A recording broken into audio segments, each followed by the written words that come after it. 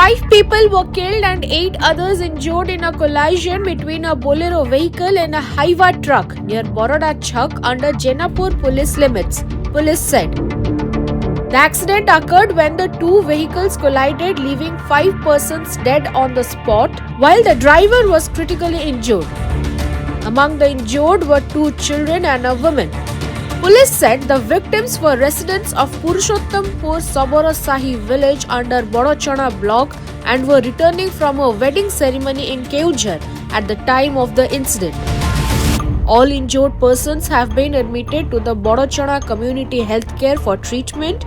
Officials said police teams have reached the spot and rescue operations are ongoing. From Jajpur, Siva Prasad Mahati's report, Orissapost Live.